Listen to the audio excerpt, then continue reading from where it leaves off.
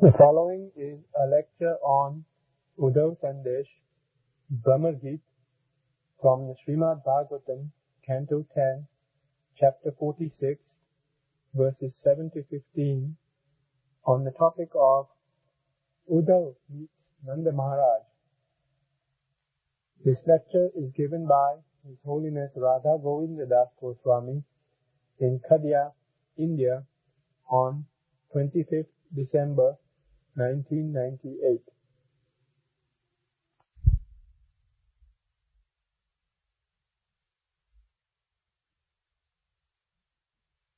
Shri Sukha Vacha Itukta Uddhavo Rajan Sandesam Bharturadritaha Adaya Rathamaruhya Vayajo Nanda Gokulam Prapto Nanda Brajam Shriman Nimlochati Vibhavaso Channaya Nirvishatam Pashunam Khurerenubhihi इति इस प्रकार अपने भर्तु अपने भरतार धरण करता भगवान श्री कृष्ण का यह संदेश उद्धव जी लिए आ गाया। बहुत आदर के साथ श्रद्धा के साथ संदेश को ग्रहण किए। एक एक बात पूछे तो मुझे नंद महाराज से क्या कहना होगा, कहाँ से प्रारंभ करूंगा, माँ जसोदा से क्या कहूँगा, सुबल मधुसूदन और सब जो सखा हैं, सुबल सुदाम विषभ विशाल अर्जुन, इन सब से मैं क्या कहूँगा और किससे पहले मिलूंगा, इन सब बातों को पूछे। आदाया का अर्थ है लेना, भगवान से आग्रह करके वो सब बातें पूछे। कुछ तो बातें चित्त में धारण किए, याद कर लिए कि यही यही कहना है। आदाय का यह अर्थ है लेकर। और जो भगवान ने अपने हाथ से लिखा था पत्र कई गोपीजनों को, उसको भी संभाल करके रख और रथ पर चढ़कर चले। रथ पर चढ़कर क्यों चले? श्रीपाद सनातन गोस्वामी कहते हैं शीघ्र गमनार्थ, शीघ्र पहुंचने के लिए। एक आचार्य कहते हैं कि ब्रज में मथुरा का आनंद दिखाना है, जिससे ब्रजवासी सभी सुखी हो जाए। कृष्ण बहुत आनंद में, मोटर गाड़ी लेकर दिखाना है ब्रज में, लड़का यहाँ से गया है तो बहुत सुखी है। यह भी एक भाव है भगवान का। ब्रजवासी नंद बाबा गोपीजन देखें कृष्ण बड़े सुख से हैं, तो यह देख करके उनको बड़ा सुख होगा। अतः बड़े सुंदर रथ पर बैठा करके उद्धव जी को भगवान भेज रहे हैं और उद्धव जी को विशेष वस्त्र भी दिए जो पहले पहनते थे उद्धव जी, वह नहीं। श्री कृष्ण तत्काल का उतारा हुआ नया वस्त्र उद्धव जी को दिया, अपने से दुपट्टा धोती मुकुट सब कुछ उनको दिए। यह दिखाने के लिए कि मेरे मित्र का जब इतना अच्छा वैभव है तो मैं कितना सुखी होऊंगा। इधर से ब्रजवासियों को दुख नहीं सुनाना था भगवान, मैं बड़े दुख में हूँ, नहीं तो और दुखी हो जाते। तो तत् सुख सुखी तो उनमें है, कृष्ण के सुख से सुखी रहते हैं। इसी से उद्धव जी बहुत सज धज करके गए और रथ पर गए। और इसलिए तीसरा कारण यह है कि उद्धव जी केवल शरीर से ही नहीं जा रहे थे, नंद बाबा के लिए उपहार ले जा रहे थे, जसोदा जी के लिए और गोपीजनों के लिए। मथुरा तो बहुत बड़ा मार्केट था, वहां से भगवान बहुत से अलंकार की वस्तु गोपीजनों के लिए खरीद करके दिए। जो बाह्य जगत में बाहरों नहीं दे सकते थे, लेकिन अपने अंतरंग मित्र के द्वारा राधा रानी के लिए या अन्य शक्तियों के लिए बहुत सा उपहार भेज रहे हैं।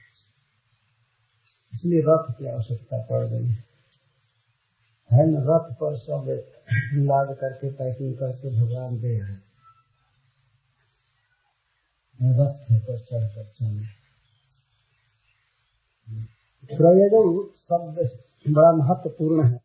श्रीपाद सनातन गोस्वामी जी प्रययौ का अर्थ प्रकर्षण यजौ, विशेष रूप से गए, इसका अर्थ करते हैं कि अक्रूरतः अति अधिक विचित्र मनोरथाचरणादिना यजौ, अक्रूर से भी अधिक मनोरथ किए, विचित्र विचित्र मनोरथ। मैं श्री राधिका से ऐसे मिलूंगा, नंद महाराज से ये कहूंगा, ऐसे कहूंगा, ये बात कहूंगा, उनसे यह बात जरूर कहूंगा, ऐसे मैं उनका शोक दूर कर दूंगा, उनको ये कहूंगा, उनको ये कहूंगा, उसका ऐसे आलिंगन करूंगा, किसी से एकांत में ये बात बताऊंगा, यही मनोरथ करते हुए जा रहे थे। तो विचित्र मनोरथ। अक्रूर जी का भी मनोरथ अद्भुत है, हम लोग सुन चुके हैं, पढ़ चुके हैं। उद्धव जी का मनोरथ उससे भी अधिक अच्छा विचित्र, इसीलिए सुखदेव गोस्वामी प्र शब्द लगा रहे। प्रययौ, ययौ का अर्थ गए और प्र का अर्थ प्रकर्षण, तु का अर्थ है तदेव पोषण इति भाव, भरण करने वाला भेज रहा है ब्रज में। इसका अर्थ है कि भेजने वाले की दृष्टि यह है कि उद्धव का भरण होना चाहिए। भरण का अर्थ होता है पोषण। उत्कृष्ट वस्तु दे करके किसी को समृद्ध किया जाता है तो इसको पोषण कहते हैं। भगवान ने सोचा कि इस संसार में सबसे बढ़ करके मेरा प्रिय मित्र उद्धव है, तो उद्धव को सबसे उत्कृष्ट वस्तु मुझे देनी है, क्योंकि उनके भर्ता है। ये भर्तृ शब्द का भाव है, सुखदेव गोस्वामी बोल रहे हैं। और भी शब्द वो दे सकते थे, लेकिन उद्धव जी की मानसिकता का अनुवाद कर रहे हैं। उद्धव जी जब पत्र लिए, संदेश लिए, तो उद्धव जी के मन में क्या था? उद्धव जी इस बात को समझ गए कि हमारा विशेष हित करने के लिए भेज रहे हैं। ये भाव आया, हमारे भर्ता भेज रहे हैं, हमारा भरण पोषण करने वाले भेज रहे हैं। तो किसी जीव का सबसे बड़ा पोषण, उसका सबसे बड़ा श्रृंगार क्या है? कृष्ण के प्रति अनन्य प्रेम। कोई बहुत बड़ी बात सीखने के लिए हमारे स्वामी भेज रहे हैं, क्योंकि वो तो परम बुद्धिमान के कृष्ण की दशा को जब देखे विरह से बिकर, तो समझ गए उसी समय की ब्रजवासी कितने महान हैं, कितने प्रेमी हैं। उस समय उनके मन में भाव यही आ रहा था, कृष्ण हमारा सब तरह से पोषण किए हैं, कोई बहुत बड़ी कृपा हम पर हुई है तो हमें भेज रहे हैं। इसलिए भर्तु संदेशम आदाया, भर्ता के पोषण करने वाले के संदेश को करके चले। तो उद्धव जी चल रहे हैं ब्रज में, रथ पर चढ़े हैं और पूरे पथ में केवल यही चिंतन करते जाते हैं कि मैं निश्चित उनका शोक दूर कर दूंगा। और कई उपाय उनके पास हैं। मैं श्री कृष्ण की यह बात कहूंगा तो निश्चित सुखी हो जाएंगे। और इनको विश्वास है कि भगवान तुरंत जाएंगे ब्रज में। अपनी आंखों से जो उन्होंने दशा देखा कृष्ण की, तो उन्हें पूर्ण विश्वास हो गया कि वे मथुरा में नहीं रह पाएंगे, इनको तो जाना ही। तो उद्धव जी को पूर्ण विश्वास इस बात का है कि मैं ब्रजवासियों का शोक दूर कर दूंगा। एक दृष्टि से ही नहीं, वे सोच रहे हैं तर्क करके, जैसे ये कृष्ण का प्रेम बता करके, जैसे तैसे उन्हें पूरा विश्वास था कि मैं शोक दूर कर दूंगा। शोक दूर किया भी है वास्तव में। सुखदेव गोस्वामी कहते हैं कि जितना दिन, जितने महीने उद्धव जी ब्रज में रहे, ब्रजवासियों का वह समय एक क्षण के समान बीत गया। इतने कुशल व्यक्ति हैं। भगवान का जो साथी है, श्रीनिधि साथ में रहता निरंतर, उसमें कितनी बड़ी योग्यता है। सुखी कर दिया वास्तव में। और जब उद्धव जी ब्रज से आने लगे तो उस समय वही सुख छा गया जिस समय कृष्ण आ रहे थे। उद्धव जी का संग पा करके वे लोग कृष्ण के संग जैसे सुखी हो गए। कितने महान व्यक्ति उद्धव जी। तो ये चले लैके उपदेश और संदेश पन उद्धव चले, सुजस कमाई दे उत्साह उद्गार में।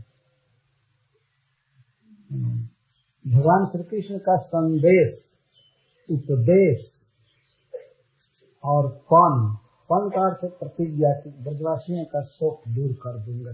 इसको लेकर के उद्धव जी चले। लैके उपदेश और संदेश पन उद्धव चले, सुजस कमाई दे उत्साह उद्गार में। और हृदय में यह भी लालसा थी कि सुजस कमाऊंगा। भगवान के प्रेम में जो इतने भक्त मर रहे हैं, रो रहे हैं, जब मैं जा करके उनको सुखी करूंगा तो मेरा यश तीनों लोक में बढ़ेगा। वास्तव में बहुत बड़ा सुजस, उत्साह उद्गार में, उत्साह उद्गार मैं सुजस। मैं ऐसा उद्गार बोलूंगा, ऐसी बात बोलूंगा जिसमें उत्साह बढ़े। तो ऐसे उत्साह उद्गार में वक्तव्य के द्वारा मैं उनका शोक दूर करूंगा। कहे रत्नाकर निहारी कान्ह कातर रत। परंतु भगवान कृष्ण को जो उन्होंने कातर देखा, विह्वल देखा शुरू से अंत तक, और रथ से विदा होते समय भी, तो आतुर भयो रहे मन न संभाल। उद्धव जी स्वयं ही रोने लगे। रथ पर रोते जा रहे थे भगवान की दशा को देखकर। और जब जा रहे थे विकल थे, ज्ञान की गठरी जो संभाल करके रखे थे, कहाँ फट गई, कहाँ गिर गया ज्ञान, कुछ पता ही नहीं चला। ज्ञान गठरी की गांठ छरकी न जानो कब। नहीं जाने कि कब वो गांठ खुल गई और सब छिटा गया ज्ञान। हरे हरे पुंज सब सरकी कछार में। हरे हरे में धीरे धीरे, हरे हरे धीरे धीरे होता है। हरे हरे में धीरे धीरे जो भी पूंजी थी उनके ज्ञान की और बुद्धि की, वो सब सरक गई जमुना के किनारे पहुंचते पहुंचते। कछार दार में तमालनी की कछु बिरमानी, और कुछ तो तमाल वृक्षों के डाल में फंस करके गिर गई। वही कुछ ज्ञान तो इधर गया। मतलब वहाँ के वृक्ष आदि को देखते ही उद्धव जी का भाव बिल्कुल परिवर्तन होने लगा। प्रेम में मथुरा से बिल्कुल भिन्न, सब कृष्ण प्रेम में। तो दार में तमालनी की कछु बिरमानी, और कछु अरुझानी है करीरन के झाड़, और कुछ करील की झाड़ियों पर ज्ञान खत्म हो गया। एक दाना भी ज्ञान का नहीं बचा इनके पास। क्या कहेंगे, क्या समझाएंगे, इसको कहेंगे। लैके उपदेश संदेश पान उद्धव चले, सुजस कमाई दे उत्साह उद्गार में।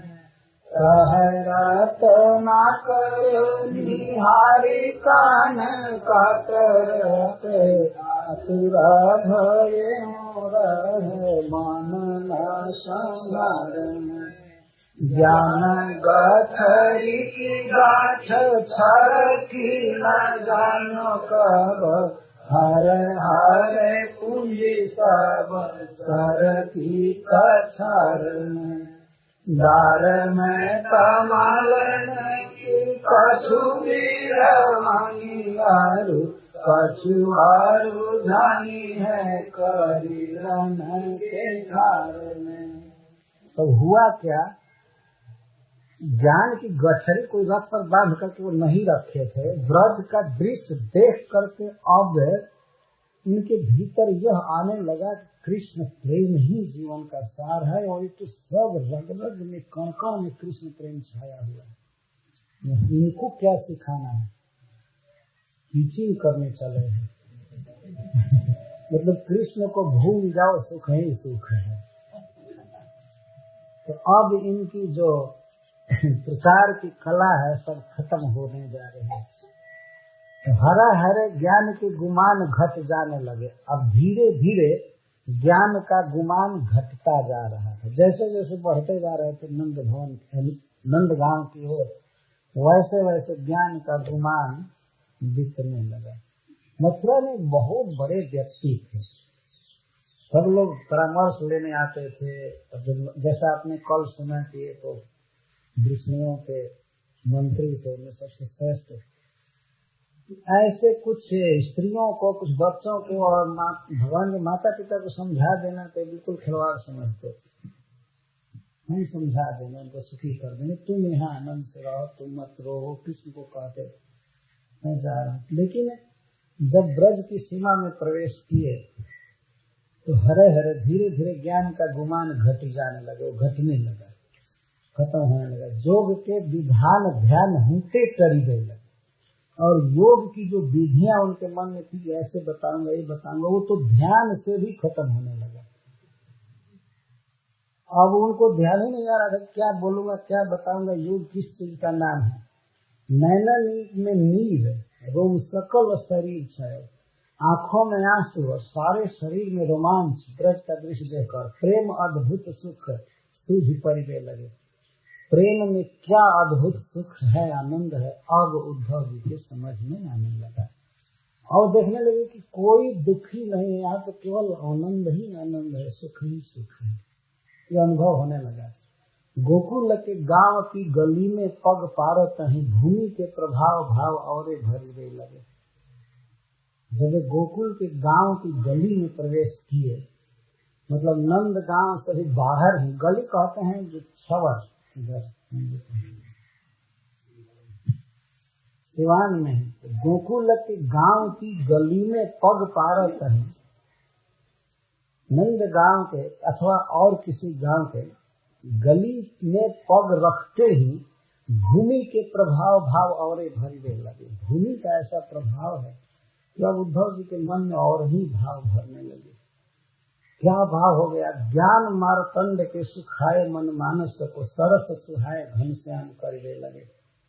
ज्ञान रूपी सूरज जो इनके मन को सुखा दिया, मन मानस को, मन रूपी सरोवर को जो सुखा दिया, सरोवर का पानी घटता है सूर्य के प्रकाश, ज्ञान जो है वो सूर्य की तरफ प्रखर है। ज्ञान मारतंड इनके मन मानस को सुखा दिया था सरोवर को, अब इनके सरोवर में घनश्याम वर्षा करने लगा, सरस सुहाए घनश्याम करने लगे। लेकिन घनश्याम खूब बादल छा जाए, वर्षा होने लगे तो सरोवर भर जाएगा। मतलब ज्ञानी से प्रेमी होने लगे, अभी केवल वहाँ धूली में पग रखते हैं।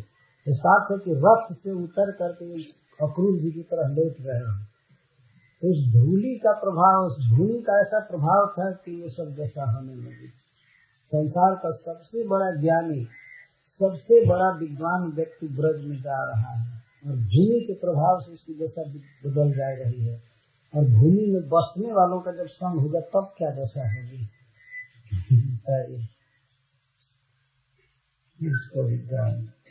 हरे हरे ज्ञान के गुमान की जाने लगे, जोग के विधान ध्यान होते करीबे लगे।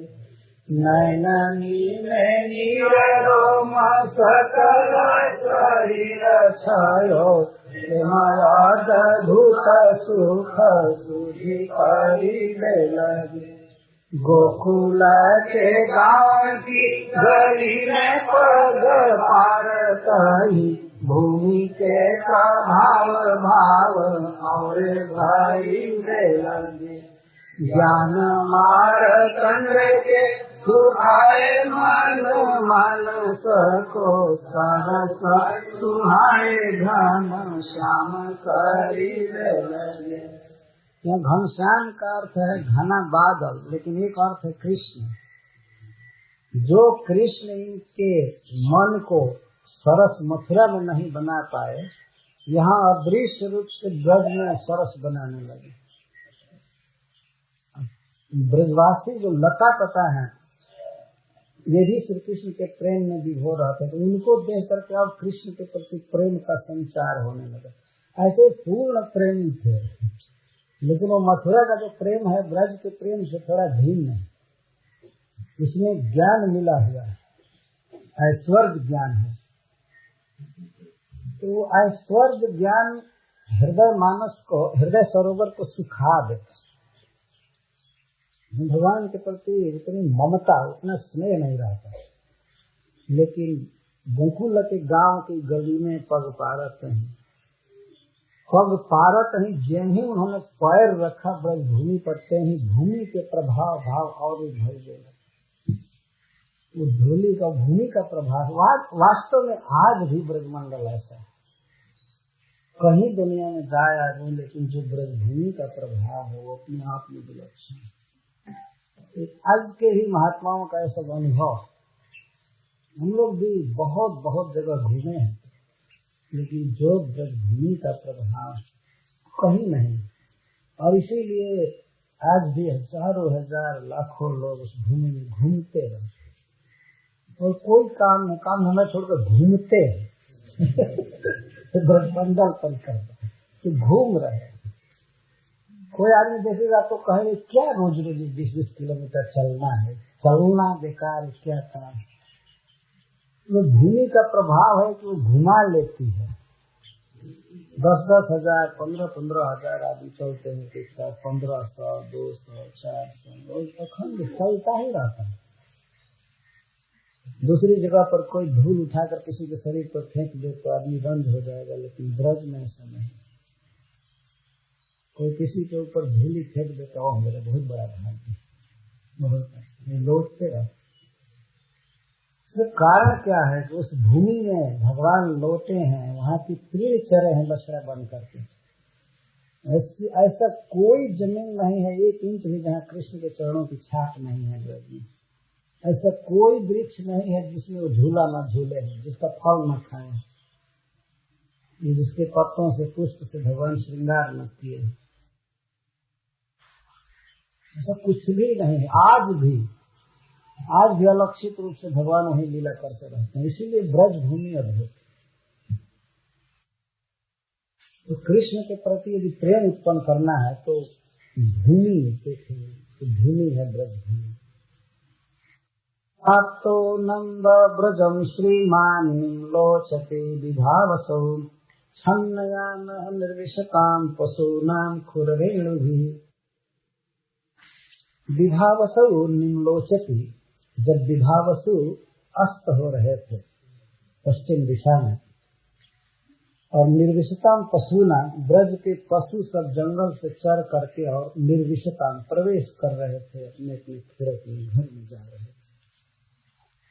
वो बहुत जल्दी जल्दी ये चल रहे थे। गौएं बहुत तेज गति से चलती हैं शाम के समय अपने अपने बछड़ों को दूध पिलाने के लिए। इस कारण से बहुत धूली उड़ रही थी, बहुत धूली उड़ रहे थे। गोधूली बेला उसको कहते भी हैं। बहुत पवित्र बेला है वह। जिस प्रकार ब्राह्म मुहूर्त होता है, उसी तरह से दिन के अंत में एक गोधूली बेला होती है। उसी समय उद्धव जी पहुंचे और धूली इतनी उड़ रही थी, कोई इनके रथ को नहीं देखा। क्षण नहीं आना, इनका रथ धूली से ढका था। तो उद्धव जी पर प्रथम कृपा तो ये हो रही है कि ब्रज की धूली इनके देह पर और रथ पर सब पर पड़ने लगी। ये दूसरों का सुधार करने नहीं गए, इनका सुधार चालू हुआ। सबसे पहला सौभाग्य दर्शन की ब्रज का, दूसरा ब्रजरज पड़ने लगी देह पर। छन्न यान छन्न था, कहीं से दिखाई नहीं पड़ रहा था रथ। और सवेरे से चले थे, लेकिन रथ को ये हाँक नहीं रहे थे, मनोरथ में थे, सोच रहे थे। इसलिए घोड़े भी मंद गति से चल रहे थे। तो सवेरे के चले चले शाम हो गई। दिन में कहीं ये खाए पिए नहीं, चलते जा रहे थे, बैठ के मनोरथ करते। और इसीलिए आगे नंद महाराज का वर्णन है कि नंद महाराज ने जब उद्धव जी को देखा अपने द्वार के पास आए हुए, तब वे उठ करके और स्वागत किए। तो वहाँ सनातन गोस्वामी पाद जी कहते हैं क्योंकि छन्न याना, पहले से रथ दिखाई नहीं दे रहा था, इसलिए इनके आने का कोई ज्ञान नहीं तो वे अगवानी किए होते, वहां से बहुत दूर चल करके रिसीव किए होते उद्धव जी। तो ऐसा नहीं हुआ है। इसे निश्चित ही पता लगता है कि छन्न यान होने का नंद बाबा को कुछ पता नहीं। पहले से कोई मथुरा से खबर भी नहीं आई थी कि इस दिन उद्धव जी पहुंच रहे हैं, उनका प्रोग्राम बन गया है, ऐसा कोई खबर नहीं। खुर रेणु निर्विशताम पशुनाम खुर रेणु भी, ब्रज में प्रवेश करने वाले पशुओं के खुर रेणु भी, खुर से उड़ी हुई धूलियों से छन्न जाना, धूल ढक रहे। सुखदेव गोस्वामी ध्यान कर रहे हैं उद्धव जी का ब्रज में पहुंचने। क्यों धूली उड़ रही है? पशु नाम खुर रेण भी, यदि पशु धीरे धीरे चले तो धूल नहीं उड़ेगी, उड़ेगी कम उड़ेगी, लेकिन जब पशु तेज गति से चलते हैं, इधर उधर भागते हैं, तो वो धूली ज्यादा उड़ती है। श्रीमान नंद ब्रजम प्राप्त, यहाँ पर उद्धव जी का नाम नहीं लिखा गया है। छन्नयान एक उनकी विशेषता दी गई है, और दूसरी विशेषता श्रीमान, तो जिस पर चारों तरफ से धूल भर रही है वो श्रीमान हो रहा है। ये देखिए सुखदेव गोस्वामी की भाषा, विचार कीजिए।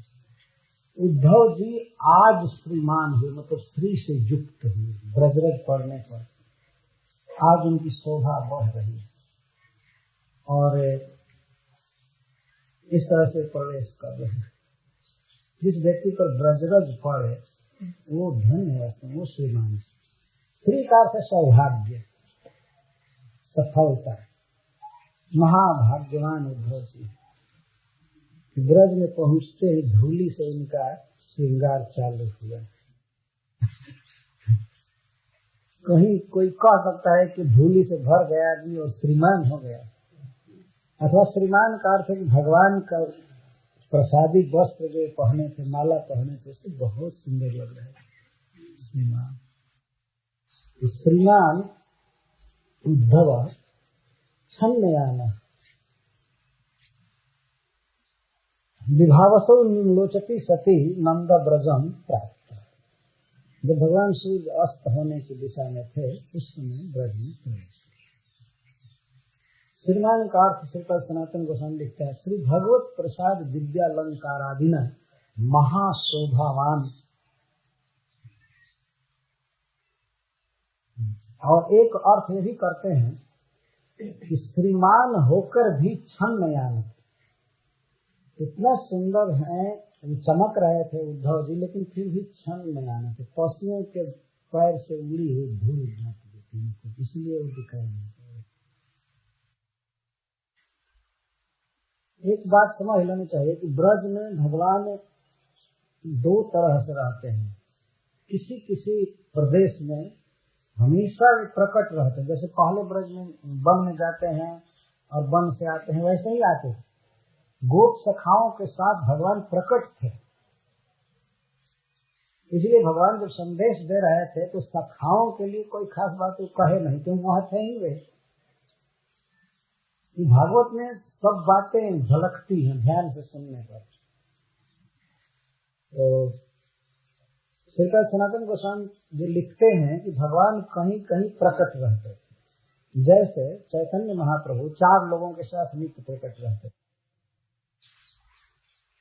जब जगन्नाथपुर में थे उस समय वे नित्यानंद प्रभु के साथ हमेशा रहते, इसीलिए उनके विरह की अनुभूति उनको नहीं होती। और भी कुछ भक्त उनके साथ में रहते, तो ब्रजवासी बच्चों के साथ, ग्वालों के साथ भगवान रहते थे, और गौएं भी देखती थी कि वे हमारे साथ चल रहे हैं, वन में चरा रहे हैं, ये कर रहे हैं। इसीलिए आप शुरू में देखेंगे कि ब्रज के सुख का वर्णन सुखदेव गोस्वामी कर रहे हैं। लगता ही नहीं कोई विरह है, कोई दुख है, ये बात समझने की है। और कहीं कहीं नंद भवन में भगवान प्रकट नहीं थे, गोपियों के बीच नहीं प्रकट। वहां उद्धव जाते हैं तो सब वीरान वीरान घर द्वार, कई महीने से घर लिपा पोता नहीं गया था, रसोई घर में जाला लगा था, मकड़े की झोल लगी थी, लकड़ी दर दर बिखरी, कभी भोजन बना ही नहीं था। इसके पास सनातन गोस्वामी जी इसका वर्णन करते हैं। और गोपियों के पास भगवान प्रकट हैं, गोप सखाओं के साथ प्रकट, इसलिए ब्रज में गाना गाना खेलना कूदना, और पशु भी बड़े आनंद में है, वृक्ष भी बड़े सुखी है, ये वर्णन आ रहा है। ब्रज की शोभा का वर्णन करे, वही जो प्रकट प्रकाश भगवान का है ब्रज में। श्री कृष्ण ब्रज को छोड़कर कभी नहीं जाते हैं। वृंदावनम परित्यज्य पादमेकम न गच्छति, वास्तव में नहीं जाते हैं, कहाँ कहाँ प्रकट रहते हैं उसका वर्णन करते हैं। श्रीमद उद्धवा दत्व में वो पंचभिक दर्शन अधिक रेणुत्थान हेतु है। तो इस श्लोक में श्रीपाद विश्वनाथ चक्रवर्ती ठाकुर कहते हैं 9वें श्लोक में, अधिक रेणु उत्थान का कारण बता रहे हैं और ब्रज के आनंद का वर्णन कर रहे हैं। अधिक क्यों धूल उड़ रही है? वासितार्थे अभियुध्यत भी सुस्मिभिर दृश्य। तो बहुत से झुंड के झुंड सांड है गौओं के पीछे दौड़ रहे। ध्यान रखना चाहिए कि ये बिल्कुल प्रकट प्रकाश की लीला, भगवान वहाँ प्रकट। तो गौएं आनंद में है और बछड़े और सभी ब्रजवासी गोप। तो वासितार्थ है, वासितार्थ का अर्थ है पुष्पिणी, जो गर्भ धारण करना चाहती है, ऐसी गौओं को वासिता कहते हैं। तो वासिता के लिए मतलब गर्भ धारण करने की इच्छा से युक्त जो गौएं हैं, उनके लिए सांड आपस में लड़ रहे। उद्धव जी ने ब्रज में सबसे पहला दृश्य ये देखा। बहुत अभियुध्यत भी और सुस्म भी, सब मस्त थे, बलवान थे। तो वो इधर उधर दौड़ रहे हैं, चल रहे हैं, तो उनके चरण से धूलि उड़ रही। तो उधो भारे ही स्ववत्सकान धावंती भी वास्त्राभिश्च। और कुछ गौएं, मतलब हजारों हजारों ऐसी गौएं हैं जो अभी नया नया बच्चा दी हैं, तो अपने अपने बछड़ों के प्रति वे दौड़ रही हैं। दिन भर चल करके आई हैं, थन में दूध भर गया है, तो अपने बछड़ों के प्रति बहुत वेग से दौड़ रहे हैं, अपने अपने बछड़ों के प्रति। बिल्कुल नंदगांव की खिड़क के पास की लीला है। अपने अपने बछड़ों की तरफ दौड़ रहे हैं, इसलिए धूल उड़ रही है। और गौएं भी बोल रही हैं अपने बच्चों को, बच्चे भी बोल रहे हैं, सांड हकड़ रहे हैं, बोल रहे हैं, इसलिए नादिपन, इस प्रकार की आवाज है। ये ब्रजम का विशेषता है, नंद गोकुलम की विशेषता, नादिपन आवाज है, वहाँ ध्वनि है सांडों के हकड़ने की और गौओं के अपने अपने बच्चों के प्रति प्रेम से जो बाएं बाएं करती हैं वह, और बछड़े भी बाएं बाएं कर रहे हैं। तो ये आवाज नादिपन, आवाज भरी हुई। उद्धव जी जब ब्रज में गए तो सब और ये आवाज सुन रहे। इतस्ततो विलंघत भी गोवत्सर मंडितम से कही गोदोह शब्दा भी रवे वेणु नामी स्वनेन च। और छोटे छोटे बच्चे ज्यादातर श्वेत वर्ण के हैं, सफेद। गौओं में ज्यादातर सफेद वर्ण के बच्चे हैं, बछड़े हैं छोटे छोटे। तो खूब तेज फुदक रहे इधर से उधर, विलंघत भी। तो छोटे छोटे बच्चों का स्वभाव होता है, उनको खोल दीजिए तो बहुत तेज इधर उधर भागते हैं।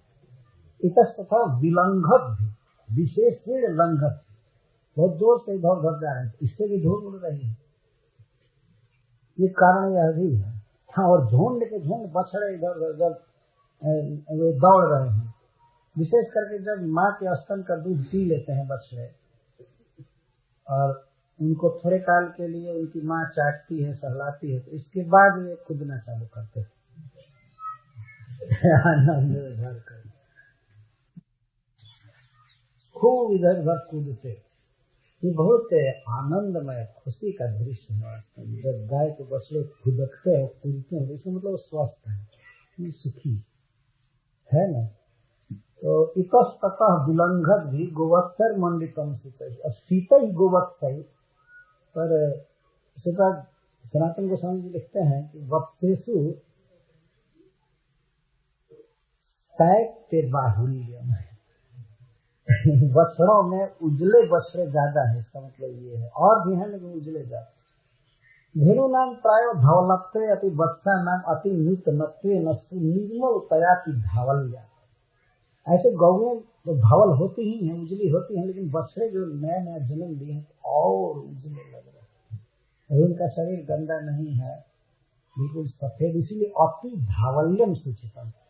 सीतई शब्द पर सुखदेव गोस्वामी का सब उजला उजला बछड़ा दौड़ रहे अति धावल्य, वो सब दौड़ रहे। एवं वृषादि भी आनंद मुक्त गोपा नाम कर्मणा पे तदा। सब जगह आनंद है। अब क्रिया क्या क्या ब्रज में हो रहे, गोदोह चालू हो गया है। उद्धव जी धीरे धीरे ब्रज में जा रहे हैं, तो गौओं का लौटना देखे और लौट करके जगह जगह गोदोहन देख रहे हैं, गायों का दुहना चालू हो गया। तो ब्रज में और क्या क्या शब्द और क्या क्या शब्द हो रहा है, गोदोह शब्द। गाय के दूहने के समय जो शब्द होते हैं, तो गाय के दूहने के समय घर घर जो दूध में आवाज पड़ती है वो तो है ही, और गोपों के आपस में शब्द हो रहे हैं, अभी रवा, अभी तो रवा। कोई कहता है मुंच, खोल दो बछड़ा, तो कोई कहता माँ मुंच, अभी मत खोलो, इसको ले जाओ, मुंच माँ मुंच, नय माँ नय, इत्यादि विधा वाक्य। ये ले जाओ, बाल्टी भर गई, दूसरा बाल्टी लाओ, ये करो, इस तरह से इसको गोदोह शब्द कहते हैं। गाय के दूहने के संबंध में शब्द, ऐसा नहीं कि भूख जैसा चुपचाप गाय दूह जाएगा, यह मशीन दूह लेगी। गाय के दूहने में भी शब्द होता है, गोदोह शब्द उसको कहते हैं। और वो शब्द क्या कहा जाए, अभी रवई, इतना सुंदर है। चारों तरफ अभीतर रव, मतलब चारों तरफ रव ही रव है, आवाज ही आवाज है, सब तरफ ध्वनि। ये लाओ, ये लाओ, ये ले जाओ, ये बर्तन हो लाओ, वो लाओ, इस बछड़े को खोल दो, इसको बांधो, ये करो, फिर उस गाय को हाथ लाओ, ये करो, वो करो। और लाखों लाख गौए हैं, लाखों लाख ग्वाल बाल हैं, इसीलिए सब जगह है आवाज आवाज आवाज आवाज। ये गोदोह शब्द अभी रहे, चारों तरफ से भरा हुआ है। और बीच बीच में कहीं कहीं बच्चे बेणु बजा रहे हैं, बांसुरी बजा रहे हैं, और वो बच्चे तो देख रहे हैं कि कृष्ण बलराम भी इधर खड़े होकर के गोदोह करवा रहे हैं। उद्धव जी वो नहीं देखे उनको कृष्ण बलराम को वो नहीं देखे, लेकिन वो बच्चे सब देख रहे हैं। तो कृष्ण जैसे जैसे बांसुरी बजाते हैं तो कोई कोई बीच बीच में बांसुरी बजा रहा है, तो उससे बेणु नाम निःस्वनेन, बेणु नाम बहुवचन में है, बहुत सी बांसुरियां भी बज रही हैं बीच बीच में। जहाँ पे कुछ बच्चे हैं जैसे वो दुहवा नहीं रहे हैं, वो सीधे गा रहे हैं, कुछ नाच रहे हैं थिरक में। ऐसा नहीं कि बहुत फिक्र में, बहुत भारी परिश्रम करके गोदोहन हो रहा है, वो भी आनंद का दोहन है।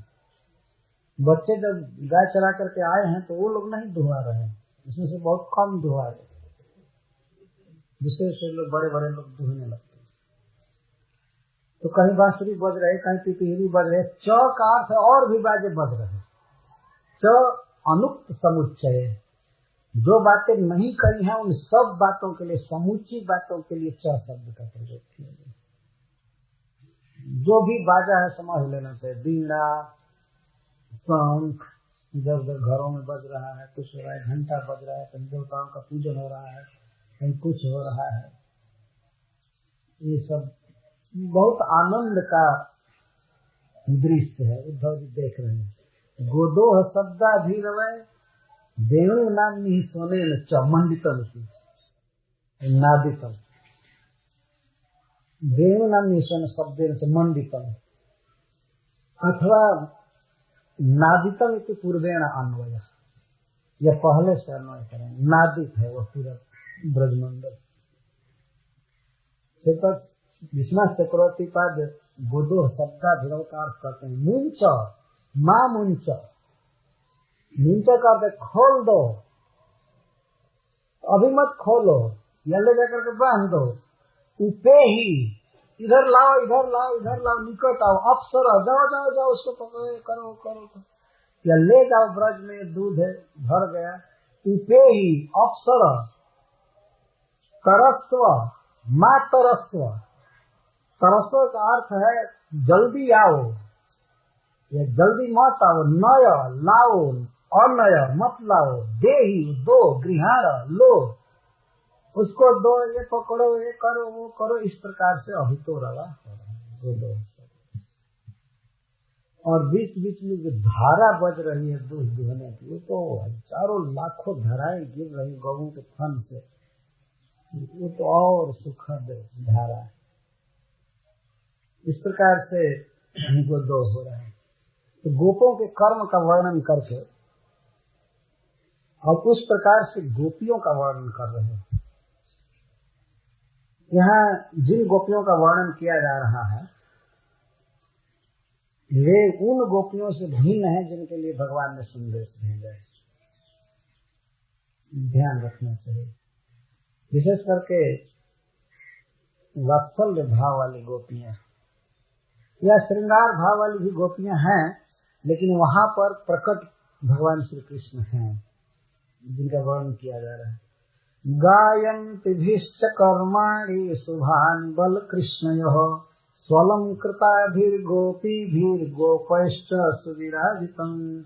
सुविराजितम नंद ब्रजम, वहां से इसका अन्वय बहुत सुंदर लग रहा था।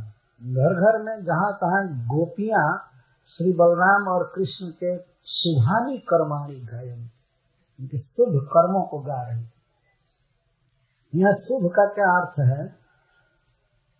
मंगलानि कौतुक लीला कर्माणि गोकुल वासिना उत्सव निरूपणार्थम कर्मणाम शुभत्वम् त्यक्त्वा गत इति अपि कर्म भवति तथापि स्वस्य हितकरम न भवति तद्व्यावृत्त्यर्थम वा गानम। ब्रज की लीलाएं ही गा रहे थे, ये विरह की लीला नहीं गा रहे थे। इस शुभ का अर्थ यहाँ यह है। अथवा उनके गीत को कोई सुने तो उसकी अविद्या नष्ट होती है, उसके काम नष्ट होते हैं, इच्छाएं नष्ट होती है, सुने तो ये सब तो आवाज हो ही रही है। ज्यादातर आप देख सकते हैं यहाँ पर ध्वनि का वर्णन है। गौओं का शब्द, सांडों का शब्द, बच्चों का दुहने के संबंध में फिर गोपियां भी घर घर में गा रही। गायंत भीष्ट कर्माणि शुभानि बल कृष्ण और बलराम की जो जो लीलाएं हैं उसको गा रहे हैं। कैसी गोपियां हैं? स्वलंकृता भी, सुअलंकृता भी, सुष्ठु रूप से बहुत अच्छी तरह से श्रृंगार की है, बहुत सुखी है। गोपैश्च सुविराजित, और गोपों के द्वारा सुविराजित होते। गोपैश्च गोप भी गा रहे हैं। गाने की क्रिया स्त्रियों के लिए है, लेकिन गोप भी गा रहे हैं जहाँ तक ये इस महीने के च शब्द से। तो गोपों के द्वारा, गोपियों के द्वारा वह ब्रज अतिशय राजित है, सुंदर लग रहा है। उस सुंदर ब्रज में उद्धव जी प्रवेश किए। यहाँ तो आपको ऐसा लगे जैसे कोई विरह का प्रश्न ही नहीं है। का तिथि गोविप्र पितृदेवार्चनान्वितैः धूप दीपैश्च माल्यैश्च गोपावासैर् मनोरमम्। गोपों के भवनों में जहाँ तहाँ गौ, अग्नि, सूर्य, अतिथि, गौ, दीप, पितर, देवता आदि की पूजा चल रही है। ये बहुत बड़ी बात यहाँ वो देख रहे हैं कि गोपों के घर में सूर्य, अग्नि, अतिथि, गाय, दूसरे आदि की पूजा हो रही है घर घर। एक प्रश्न यहाँ उठाया गया है कि जो भगवान के इतने बड़े प्रेमी हैं उनको ये सब कर्म करने की क्या आवश्यकता है? लेकिन सुखदेव गोस्वामी अपनी दृष्टि से देखकर कह रहे हैं, भले कोई कितना भी बड़ा भक्त हो, लेकिन कुछ नित्य कर्म होते हैं उसे कभी नहीं छोड़ना चाहिए। गोपों के घर में सूर्य भगवान की पूजा चल रही है, तो उनका मन तो भगवान में लगा रहता है, लेकिन फिर भी ऐसा शरीर का स्वभाव हो जाता है, अपने आप वो सब पूजाएं चलती है। जैसा भगवान ने कहा था कि जो मेरे लिए लोक और धर्म को छोड़ देते हैं तो उन लोक और धर्म को का पोषण मैं करता हूँ, मैं रक्षा करता हूँ। तो भगवान की योग माया की शक्ति है कि गोपों द्वारा जो ये वैदिक कर्म हैं उनको कराया जा रहा है। सभी घरों में पूजा चल रही है। अब अग्नि में हवन करना, अग्नि देवता का सत्कार करना, भोजन देना, ये पूजा है। और सूर्य के सामने खड़ा होना, उनको जल देना। शाम का समय है, सूर्य देव की पूजा जहाँ तहाँ हो रही है।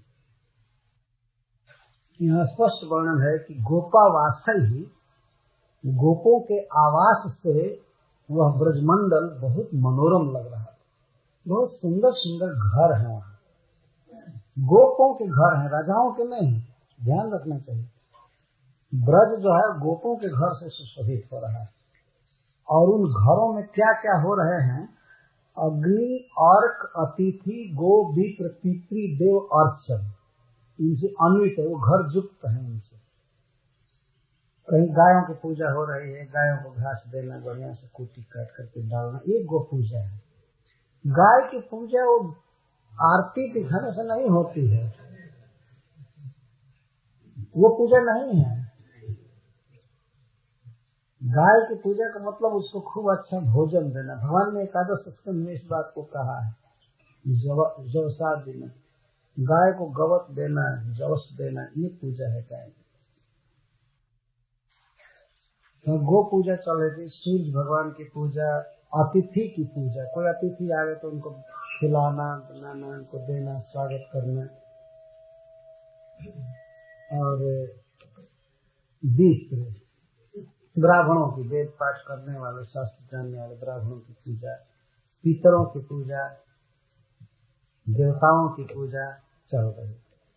और धूप दीप माला से युक्त सब भवन, सभी घरों में धूप दीप माला, अंधकार से पूर्ण कोई घर नहीं। और घी वहां का, बिजली नहीं, शुद्ध घी का दीपक सभी घरों में चल रहा है। आज तो बड़े बड़े धनी आदमी को घी का दीपक नहीं मिल सकता पढ़ने के लिए। आंख चौपट होता है, कुछ भी हो पढ़िए बिजली में, किरासन तेल में, जैसे तैसे। और सभी घरों में घी के दीपक जल रहे हैं, पूरा जगमग था, बहुत सुंदर लग रहा है, मनोरम। तो भगवान का धाम है, उसके विषय में क्या कहना, लेकिन बाह्य दृष्टि से वो इतना सुंदर है, उसको मनोरमम सुखदेव गोस्वामी कहते हैं। किसका मन रम जाएगा? सुखदेव गोस्वामी जैसे मुक्त परमहंसों का मन खींच रहा है ब्रजधाम, नंदगांव, इसे मनोरमम।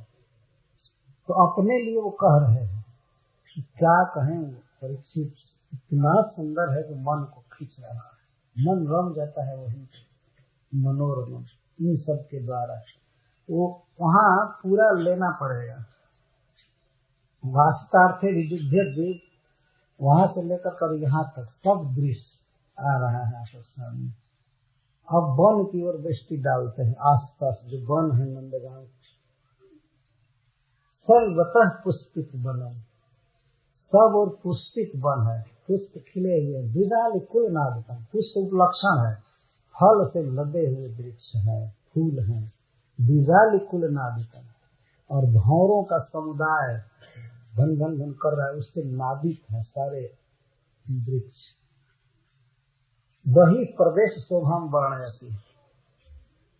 श्रीजी गोस्वामी जी कहते हैं अब बाहरी शोभा का वर्णन कर रहे हैं। सर्वतः पुष्पित वनम, पुष्पित वनम सर्वतः का अर्थ सर्व स्थानेषु, सर्व वृक्ष लतादि नाम पुष्पितत्व, सब स्थान में और सभी वृक्ष, सर्वतः का ये अर्थ, सभी स्थानों में सभी लता वृक्ष पुष्पित हैं, खिले हुए, पुष्पित वन।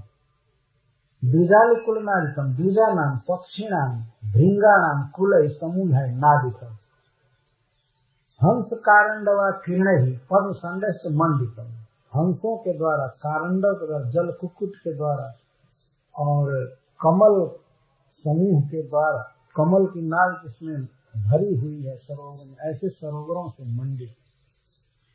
वासितार्थे विजुद्ध भी इत्यादि न जब पशुना हृष्टत्व मुक्तम। तो इसमें श्रीपाद सनातन गोस्वामी जी कह रहे हैं कि यह कहा गया कि वासिता के लिए साढ़ दौड़ रहे हैं, लड़ रहे हैं, तो इसके द्वारा पशुओं के स्वास्थ्य का वर्णन किया जाता है।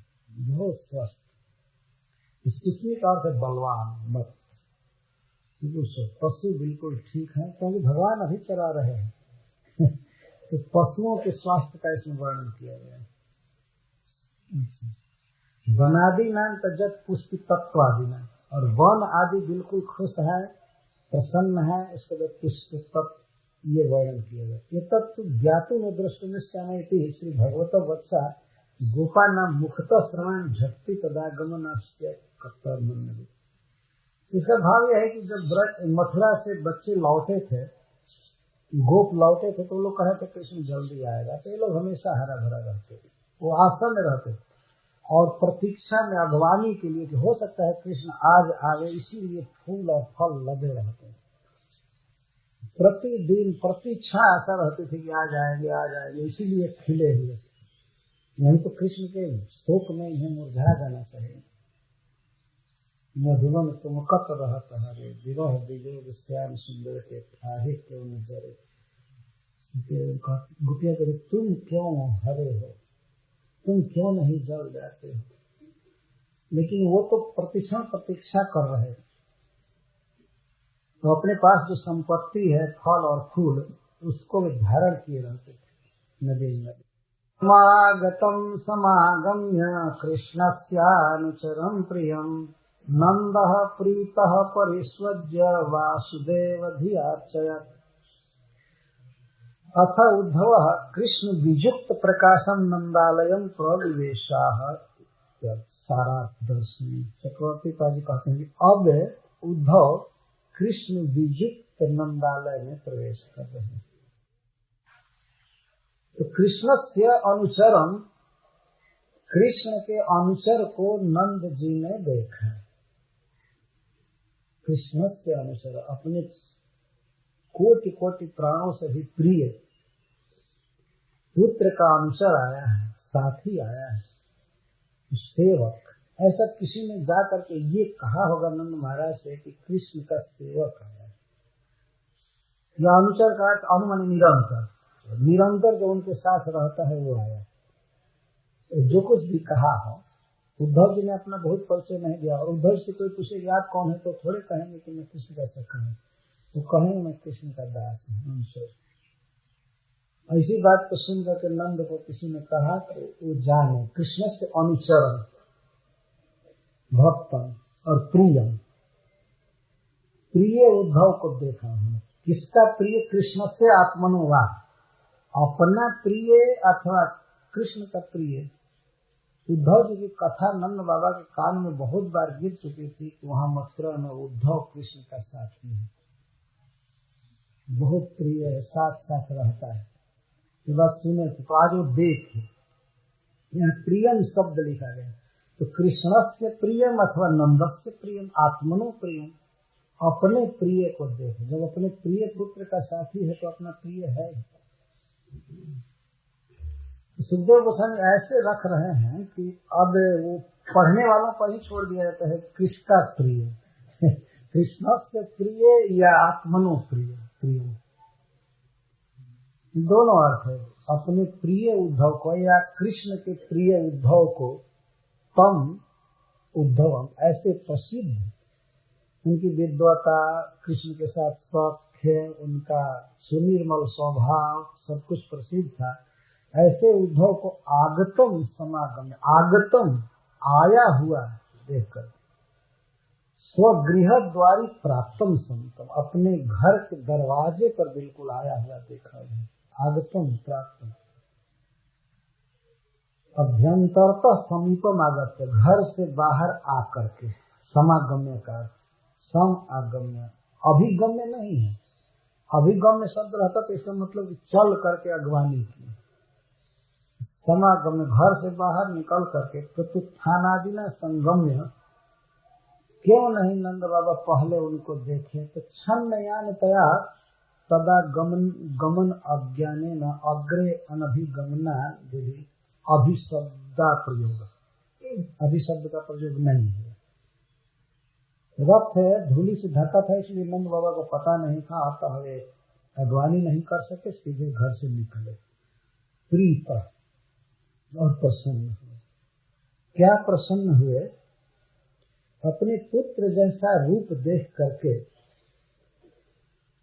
और यह सोच करके कृष्ण की कुछ बात बताएगा, इसके कारण उनको कुछ हर्ष हुआ। ऐसा नहीं कि कृष्ण का विरह ही समाप्त हो गया। और प्रीत हुए इसलिए कि योग माया ने उनको थोड़े काल के लिए प्रसन्न किया कि उद्धव का स्वागत वे कर सके, उनसे प्रश्न कर सके, कुशल प्रश्न। नहीं तो वो तो मूर्छित पड़े हुए थे, कुछ भी नहीं कर सकते थे। ये प्रीत शब्द का प्रसन्न हुए। तो उनकी जो दुर्दशा है विरह में, उससे मिलान करके सुखदेव गोस्वामी कह रहे हैं कि उस दशा से कुछ बेटर दशा है प्रीत। कुशल संभाषण आदि करने में समर्थ हुए। तो आए और परिस्वज्य, उद्धव को वही उसी तरह से आलिंगन में ले लिए जैसे कृष्ण का आलिंगन करते थे। इसका अर्थ है कि उद्धव अभी प्रणाम करना ही चाहते थे, तब तक नंद बाबा हृदय से लगा दिए और बहुत देर तक रखे रहे हृदय। वासुदेव धिया अर्चय, और उद्धव जी की पूजा किए गए, अर्चना किए, स्वागत किए। किस प्रकार से? वासुदेव धिया, उन्हें ऐसा लगा जैसे उनके इष्ट देव भगवान विष्णु ही आ गए। ऐसा कहा जाता है किसी भी अतिथि का स्वागत यह मान करके करना चाहिए कि भगवान ही अतिथि के रूप में हमारे घर आए। तो पहले से ऐसा स्वभाव था, किसी भी अतिथि का स्वागत नारायण बुद्धि से करते थे। तो आज भी उद्धव जी के आने पर उन्होंने सोचा कि भगवान हमारे घर पर आए हैं, अतिथि रूप से हमारे इष्ट देव भगवान नारायण हमारे घर पर आए हैं। इस भाव से उनकी पूजा की, स्वागत की। हरिश्चंद्र जी लिखते हैं कि सामान्य अतिथौ याते वासुदेव धियार्चनम, एक सामान्य अतिथि भी किसी के पास आवे तो उसकी पूजा कृष्ण बुद्धि से, वासुदेव बुद्धि से की जानी चाहिए। तो तस्योक्त मच्युत प्रीति रथत प्रीति च तत्क्षममिति, तो फिर स्वयं वासुदेव की विभूति जहाँ आया है उसमें वासुदेव बुद्धि से पूजा की जाए तो कौन आश्चर्य है। तो और योग्य है। साधारण अतिथि की पूजा वासुदेव बुद्धि से की जाती है। यहाँ तो साक्षात वासुदेव ही आया, वासुदेव का सखा आया। अथवा इसका अर्थ है कि नंद बाबा को ऐसा महसूस हुआ कि साक्षात कृष्ण ही आ गया, यह मानकर इतना उल्लास व खुशी, कृष्ण आ गया, कृष्ण को आया हुआ मान करके ही पूजा की। जो भी हो, सज्जनों का स्वभाव होता है कि वे अतिथि को भगवान मानते हैं। अतिथि देवो भव, अतिथि देवता होता है। भोजितं परमानेन संविष्टं कशिपौ सुखं गतश्रमं पर्यपृच्छत् पाद संवाहनादिभिः। स्वागत करने के बाद वे भोजन कराए। भोजितम परमानेन, उद्धव जी के लिए वर्णन नहीं है कि वे खाए, खिलाए गए, यह वर्णन खिलाया, उनको खिलाया गया उद्धव जी को। क्या? परम अन्न। परमान्न कहते हैं जब दूध में, खंटी दूध में, शुद्ध दूध में चावल पकाया जाता है, कुछ खांड डाल करके, गुड़ डाल करके, खांड गुड़ और चीनी के बीच की अवस्था है गुड़, खांड डाल करके और उसमें घी डाल करके दूध में जब पकाया जाता है तो उसको परम अन्न कहते हैं, सबसे श्रेष्ठ अन्न। तो वो खिलाया गया उनको। इसका अर्थ है कि उस दिन उद्धव जी के लिए कोई सब्जी नहीं बनी,